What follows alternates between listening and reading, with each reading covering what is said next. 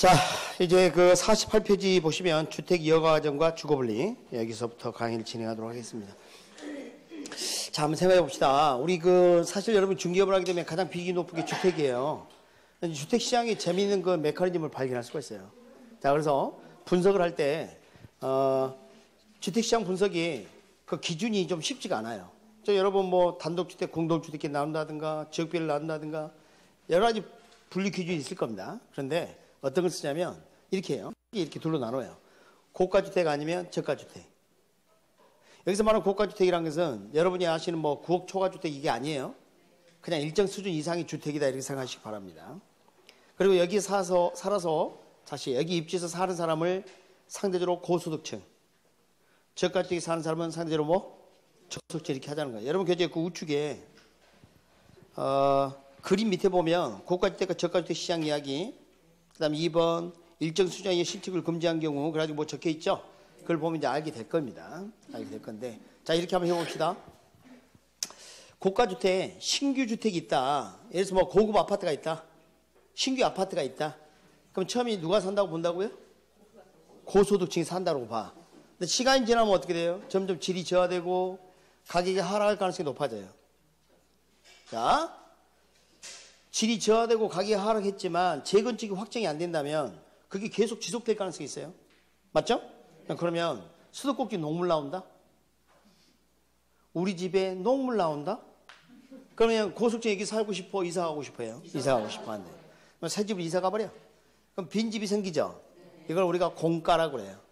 자, 그럼 여기 이제 누가 들어오기 시작하냐면 저소득층이 들어올 수가 있어요. 재건축이 확정되면 상황이 좀 달라질 수 있어요. 그렇지 않다고 친다면. 재밌습니다. 이걸 이제 필터링 프로세스라고 그래요. 여러분 필터를 봐봐요. 물이 들어왔다가 통과해서 나가죠. 이게 주택이 가만히 있는데 고소득층이 들어와서 살다가 빠져나가고 저소득층이 들어온 거하고 비슷하지 않습니까? 그래서 이거 필터링 프로세스라고 그래요. 요거 하죠.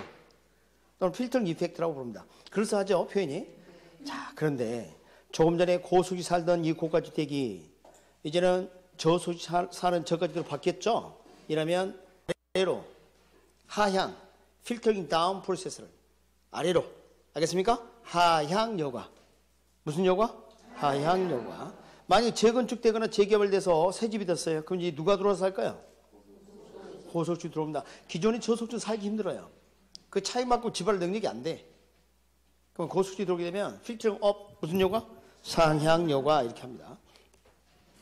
자, 시험 문제를 보시면 여러분 48페이지에 하향 여과와 상향 여과에 대한 정의 있죠? 이걸 제대로 이해하고 있는가 이런 거 문제를 좀 구성하고요. 자, 오른쪽 그림 가지고 뭔가 설명 좀 하겠습니다. 자, 그림 봐보면 이렇게 주택이 이렇게 있는데 점점 시간이 지나도 이렇게 노후화된다는 거예요. 이렇게 집이 좋아 보여요? 안 좋아 보이죠? 근데 지금 여기 아파트가 한 채 있어요. 이렇게 현재 시가. 여러분 수도권은 너무 가격이 비싸요. 그러니까 경기 이남 정도로 하겠습니다. 현재 시가가 한 예를 들어서 한 4억 정도 된다. 그런데 노후됐어. 개량 비용, 리모델 하는데 비용이 얼마 들어? 그랬더니 완전히 고치는데 4천만 원 든대요. 그러면 개량 후 시가는 얼마일까? 이렇게 한번 물어봤어. 그런다 하더라도 많이 받아봐야 4억 3천만 원이란 거예요. 열받아. 지금 팔면서 통장에서 돈 4천만 원 찾아서 리모델을 했는데 4억 4천만 원을 넘어야 되는 것이 아니라 오히려 그보다 못하다는 거 아니에요? 그래서 왜 그러냐고 물어봤더니 똑똑한 공인중개사가 그럽니다. 잠깐 나와보세요. 니만 고치면 뭐합니까? 주변을 보세요. 주변을. 자, 우리 외부 효과 혹시 들어본 적 있어요? 자, 외부로부터 좋지 않은 영향을 받는 겁니다. 여기서 외부 불경제 또는 부예외 효과라 그럽니다. 이 주변 여건이 내 부동산을 움직일 수 없기 때문에 주변 여건이 가치에 많은 영향을 미쳐요. 여건이 어떻게 달라지냐면 주변 여건이. 아, 그렇구나. 그러면 어떻게 되는 거예요? 결국은 개량 후 가치 상승분과 개량 비용을 한번 따져보면 이렇게 되는 거죠? 가치 상승분은 3천만이고 개량 비용은 4천만이니까 다른 조건이 같다면 개량하겠습니까? 안 하겠죠. 안 한다면. 근데 만약 이런 지역이 될 수도 있고 뭐 다른 지역이 될 수도 있는데 만약에 재개발, 재건축 됐다. 요즘 아파트는 특징이 꼭 뭐 이런 거, 위에가 뭐 이런 게 있고 그래요. 그죠? 저기 저 경부선 따라서 이렇게 서울 올라가다 보면 뭐 동탄이 지나가면 밤에 있잖아요. 아파트 너무 현란해. 막 그냥 불빛 들어오고 막 이렇게 막 무슨 모텔도 아니고 뭐 하는 거 모르겠어. 아주 화려하더라고, 화려해. 자, 그래서 지금 여기 딱 아파트. 이 아파트는 이 고속정 이렇게 이사갈 가능성이 있어요. 왜 그런가 봤더니 이게 재개발, 재건축 되면서 개량 후 가치 상승분이 개량 비용보다 재건축하는 그 비용보다 높다면 개량할 거 아닙니까? 그죠? 이렇게 될 가능성이 있어요. 여기 누가 들어왔어요? 고소득층. 그리고 무슨 여가? 상향 여가. 여기 누가 들어왔어요? 이게 공가가 생기게 되고요. 공가가 아주 중요한 구성 요소예요. 여기 저소득층이 이렇게 들어오게 되고요. 이걸 하향 여가 이렇게 볼 수가 있습니다. 하향 여가. 그럼 여기 이제 누가 살아요? 고소득층이 살게 돼요. 시간이 지나면. 맞습니까? 여기는 저소득층이 이렇게 살게 되고. 자, 여기서 이제 알아야 할 용어 하나 있는데 주거분리라는 표현입니다. 주거분리. 고소득 주거지역과 저소득 주거지역이 분리되는 걸 뭐라 한다? 주거분리. 여러분이 조심해야 될 게 이제 직주분리라는 표현도 있어요. 그건 직장과 주거지가 나눠지는 거야. 혹시 실수할까봐 어디 적어놨을 거야 아마. 그죠? 네, 위쪽에 박스 보면 셋째 줄이 있죠? 주거분리는 주거지가 분리되는 거지 직주분리가 아님 이렇게 해놨어. 이것도 수험생들이 질문하니까 반영이 되는 거예요. 아니 무슨 분리가 하나 또 있었던 것 같은데 그건 뭐죠? 이러는. 그럼 이래요. 네 죽어볼래? 죽어볼래 이렇게. 자, 그러면 여기 봐요. 여기는 이제 경계지역이 이렇게 있을 수 있겠죠? 재밌는 게 여러분 고가 아파트 고급주택이 이렇게 있어요. 그럼 1동과 한 뭐 20동까지 있는데 1동과 2동 쪽 여기 창문을 열면 한강이 보이거나 뭐 북한산이 보이거나 경치도 좋거나 막 그래 뷰가. 근데 19동 20동을 창문 열어보면 얘가 보여. 그럼 이쪽으로 갈수록 같이 낮아진단 말이에요.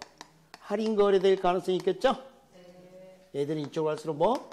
할증 거래될 가능성이 있고 이렇게 현상이 연출될 수가 있습니다. 이런 걸 물어봐요 시험에. 시험에 물어봅니다. 저게. 잠깐만요. 여기 원래 누가 살았어요? 원래 고속지 살았죠. 그래서 이제 고속지 나머지 이사 안 가고 여기만 딱 비었어요. 공가가 생겼어요. 저속지 이제 들어오기 시작하겠죠. 처음에 이사 오는 저속지 이삿짐 보면 가관입니다. 리아카를 끌고 와요.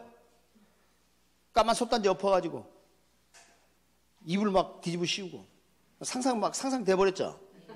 타이로 만든 고무줄 묶어가지고 막 끌고 올라와. 기존의 고속지 쳐다보면 헐, 허걱 막 이러죠. 동질적으로 느낀다, 이질적으로 느낀다. 이렇게 이질적 요소가 처음에 개입되는 현상을 인베이전, 침입 그럽니다. 인베이전, 침입. 침입자가 나타났다. 뭐 이런 느낌이 든다는 거예요. 종래까지 교체됐다. 여러분, succeed의 명상, succession. 그게 뭐냐면 계승됐다. 승계, 천이 또는 계승 이렇게 합니다. 정력이 교체되면. 여기 봐요. 여기는 재개발, 재건축하기 전에 어떤 상황이었어요? 노후된 주택이 있거나 아니 뭐 신도시 개발한다 그러면 그 이전에 농촌지기였거나 그렇지 않았겠습니까? 근데 이제 누가 들어와? 고속층이 들어와. 갑자기 막 차가 달라. 무슨 차인지 알겠죠? 네, 그래서 침입, 그다음에 천이 계승 이런 현상이 벌어진다. 그런데 생각해보면 말입니다. 자, 여기 봐요. 여러분 시간이 흐를수록 저절로 이런 현상이 벌어져요. 그냥 놔둬도. 그래서 이것을 능동적 순환이라 그래. 근데 이 같은 경우는 우리가 인위적으로 재건축, 재개발을 하지 않느라 이런 결과를 가져오지 않죠. 그래서 수동적 순환이라 그래요. 여기까지는 아직 안 나왔어. 그러니까 여러분 이제 왼쪽에 그 영어도 같이 공부를 하면 참 좋겠어요. 왼쪽 하단 봐봐요. 하향여가 뭐라 돼 있어요? 옆에 능동적 순환, 저절로 일어남. 알았습니까? 그 다음에 사향여는 뭐예요? 수동적 순환. 그렇죠? 거기다가 뭐 재건축 뭐 이런 식으로 한번 적어봐요. 수동적 순환, 재건축 이렇게 해봐요. 재건축은 누가 해요? 스스로 해요? 인간이 해요? 인간이. 하향여가는 시간이 흐를수록 저절로 되는 거 맞죠? 저절로 능동적 순환, 지 스스로.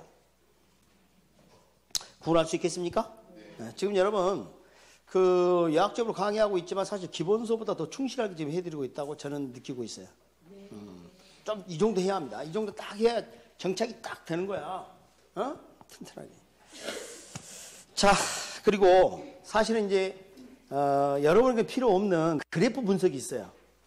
그건 시간만 낭비야. 뭐 출제도 된 적이 없고, 그래서 이제 결론만 이렇게 기억하면 시험을 볼 수 있도록 이렇게 좀 할 수가 있는데, 여러분 그 49페이지 하단을 보면 주택의 여가 과정의 주요 결론 양가를 3번 찾았나요? 네. 이야, 신기하게 별표를 쳐놨네. 왜? 출제자들이 요 표현을 쓰니까 그대로.